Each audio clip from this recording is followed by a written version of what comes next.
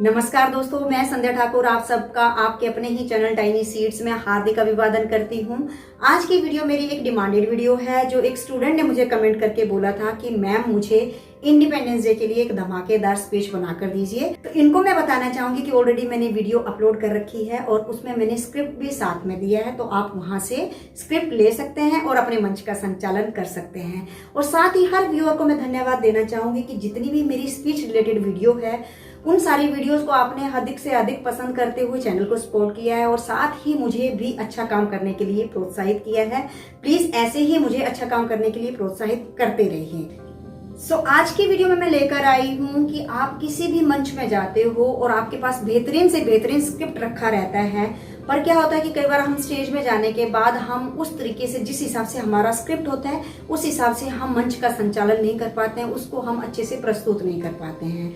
तो आज यही मैं आपको बताने वाली हूँ। कुछ मैं ऐसे इंपॉर्टेंट टिप्स एंड ट्रिक्स लेकर आई हूँ कि कभी भी आप मंच का संचालन करने जाओ तो इन बातों को अगर आप फॉलो करते हो, ध्यान में रखते हो, तो डेफिनेटली आपका जो मंच संचालन है वो बहुत ही बेहतरीन रहेगा। और आप देखोगे कि जो आपके श्रोतागण है वो ना स्टार्टिंग में ही आपके लिए तालियों की इतनी उछाल देंगे कि वहीं से आपका हौसला बुलंद हो जाएगा और वहीं से आप देखेंगे कि आपकी स्पीच जो है वो बहुत अच्छे से आपने उसको डिलीवर किया। तो वीडियो को शुरू करते हैं, पर शुरू करने से पहले अगर आप मेरे चैनल में नए जुड़े हैं तो चैनल को सब्सक्राइब करते हुए बेल आइकन को जरूर प्रेस करें ताकि सारी वीडियोस की नोटिफिकेशन सबसे पहले आप तक पहुंचे। तो स्टार्ट करते हैं आज की वीडियो और जानते हैं टिप्स एंड ट्रिक्स।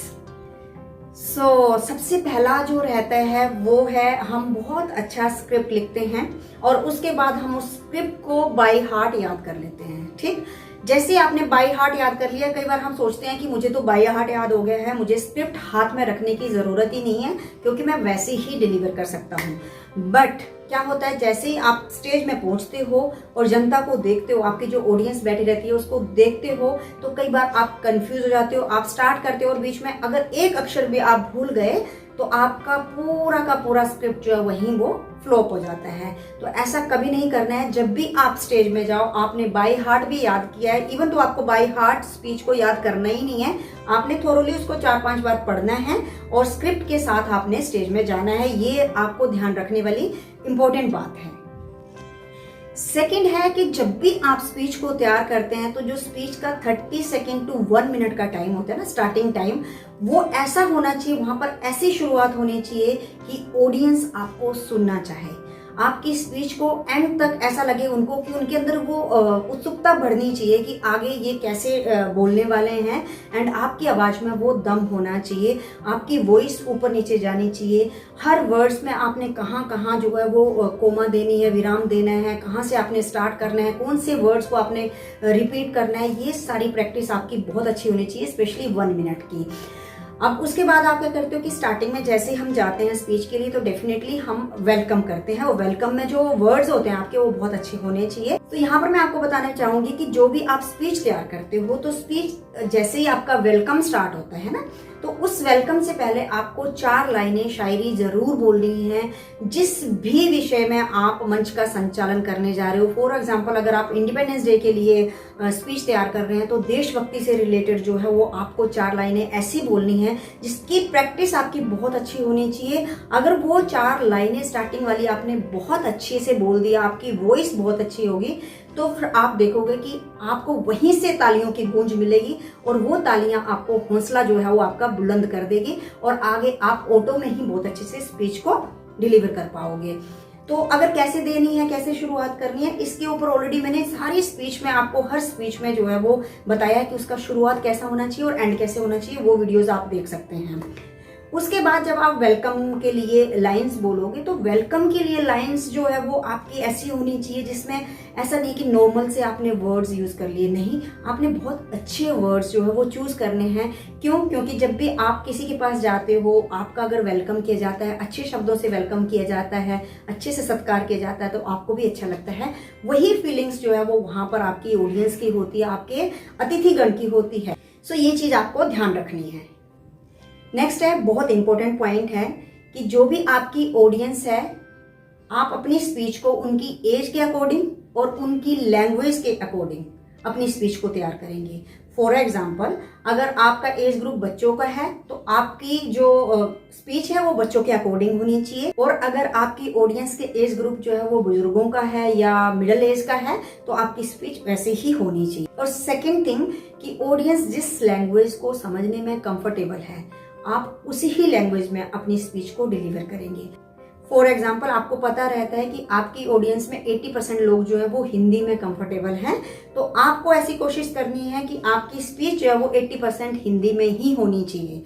ऐसा नहीं है कि आप वहां पर इंग्लिश में स्पीच दे दो तो आपकी ऑडियंस उस चीज को समझ नहीं पाएगी, उसमें एंजॉय नहीं कर पाएगी, आपके शब्दों को समझ नहीं पाएगी, तो आपके उस मंच संचालन का कोई मतलब नहीं है। तो लैंग्वेज पे आपको बहुत ध्यान देना है कि आप अकॉर्डिंग टू ऑडियंस जो है वो अपनी लैंग्वेज को सिलेक्ट करें। फ्रेंड्स, नेक्स्ट है कि जब भी आप कोई भी स्पीच तैयार करो, किसी भी लैंग्वेज में आप स्पीच तैयार करो, तो उसमें आपके शब्दों का चयन, शब्दों का उच्चारण और उसकी प्रस्तुति बहुत ही बेहतरीन ढंग से होनी चाहिए।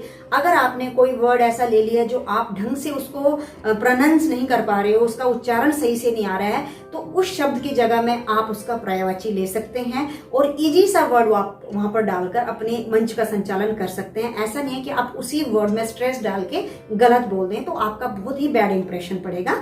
इसलिए आपको इस चीज का बहुत ही ज्यादा ध्यान रखने की जरूरत है। नेक्स्ट है फ्रेंड कि आपकी जो स्पीच है वो बहुत ही शॉर्ट, क्रिस्पी एंड क्लियर होनी चाहिए। अगर आप बहुत लंबी स्पीच कर देते हो तो आपकी ऑडियंस बोर होने लग जाएगी, तो इसलिए आपने ऐसी स्पीच रखनी है जिसमें आपने पूरे समा को, जितना भी वहां पर समा बना हुआ है ना, उसको बांध के रखना है, सो दैट आपकी ऑडियंस आपको सुनना चाहे। और जितनी जल्दी हो सकता है उस स्पीच को वाइंड अप करने की कोशिश करो और उसी छोटी सी स्पीच में सब कुछ डाल दो। फिर आप देखो कि नेक्स्ट टाइम के लिए भी ऑडियंस चाहेगी कि आप मंच का संचालन करें और आप ही उनके जो है वो MC बनकर उनके सामने आए। ये जो पॉइंट है ना, लास्ट पॉइंट, ये बहुत इंपॉर्टेंट पॉइंट है। एक्चुअली में क्या होता है कि जब भी हम किसी से बात करते हैं तो जनरली हमें ये बोला जाता है कि आपको आई कांटेक्ट देना बहुत जरूरी होता है और आपकी पर्सनैलिटी को झलकाता है। अगर आप आई कांटेक्ट देके बात नहीं करते हैं तो बहुत ही बैड इंप्रेशन होता है आपका। बट अगर मैं मंच संचालन के बारे में बोलूं, जो मेरा एक्सपीरियंस रहा है और वैसे ही होता है, मंच संचालन में आपने पर्टिकुलर बंदे को आई कांटेक्ट नहीं देना है। अगर देना भी है तो हार्डली 10 सेकंड से ऊपर आपको आई कांटेक्ट नहीं देना है। इसका रीजन ये होता है कि जब आप आई कांटेक्ट देते हो, आपका कोई भी ऑडियंस में नोइंग है या फिर आपने जो बात कही है, इमोशनल अगर आपने कोई बात की, देशभक्ति के ऊपर आप स्पीच दे रहे हो और आपने बहुत ही इमोशनल ढंग से जो है अपनी 4 लाइनें बोल दी, तो हो सकता है मे बी जब आप आई कांटेक्ट दे तो सामने वाले के आंसू गिर जाए या सामने वाला पता नहीं क्या आपको फेस एक्सप्रेशन देगा। उस वजह से आपके जितना भी जो माइंड है ना, जो आपका स्पीच में कॉन्सेंट्रेशन है, वो बिगड़ सकता है और वहीं से आपकी स्पीच जो है वो धीरे धीरे जो है वो डाउन होती जाएगी। तो ट्राई कीजिए कि किसी को भी मोर देन 10 सेकेंड आप आई कांटेक्ट नहीं देंगे, तभी आपकी स्पीच जो है वो बेहतरीन तरीके से आप प्रस्तुत कर सकते हैं। So dear parents, I hope ये सारे पॉइंट्स आपके किसी भी मंच संचालन के लिए उपयोगी रह सकते हैं। अगर आपको वीडियो पसंद आई हो तो प्लीज लाइक जरूर करें, शेयर करें और हमारे चैनल में नए जुड़े हैं तो चैनल को सब्सक्राइब करना ना भूलें। मिलते हैं किसी नई वीडियो के साथ, तब तक के लिए बाय बाय।